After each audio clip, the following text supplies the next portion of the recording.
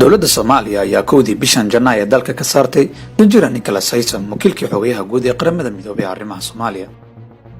warqadda wasaaradda arrimaha dibadda ee Soomaaliya waxaa lagu sheegay inuu farageliyay madax bannaanida dalka, sidaa darteedna aan halkan looga baahnayn. dad badan ayaa dowladda Soomaaliya ku taageeray arrintaas. Nicholas Haysom oo ah 66 jir Koonfur Afrika u dhashay, qareen iyo diblomaasi, wuxuu Soomaaliya ka shaqeynayay 3 bilood ee la soo dhaafay. wuxuu ahaa go'aan culus oo wax walba sababi karay.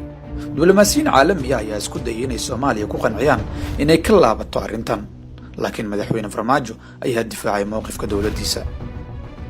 xogayaha guud ee qaramada midoobay Antonio Guterres ayaa ugu dambeyn aqbalay go'aanka dowladda Soomaaliya, waxaana la filayaa inuu wakiil cusub u soo magacaabo howlgalkiisa UNSOM. dadka ka faallooda arrimaha gobolka ayaa 3 fursadood uga dhex jeeda tallaabada ay qaaday Soomaaliya. isbeddelka dhaqanka beesha lixaad.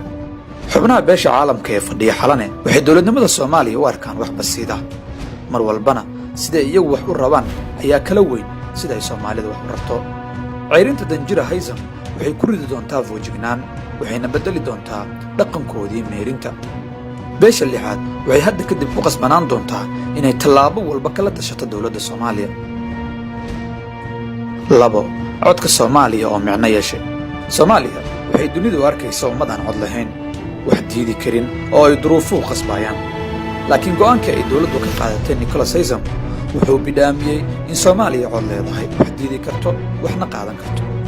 inaad qaadi karto tallaabo noocan ah waa fasiraadda hannaan dhisan oo shaqeeya, tii oo ay jirto in hadda kadib loo arki doono Soomaaliya qolo jawaabaysa oo ay tahay in laga dhursugo falcelintooda. 3. dhabaha cusub ee Soomaaliya. go'aankii ay fila Soomaaliya ka qaadatay danjira Haysom wuxuu dhabbe iska caabina u furi doonaa dowladaha soo socda ee Soomaaliya, kuwaas oo aan aqbali doonin faragelinta jiifweynta xalana degan iyo in wixii la doono loo meeriyo.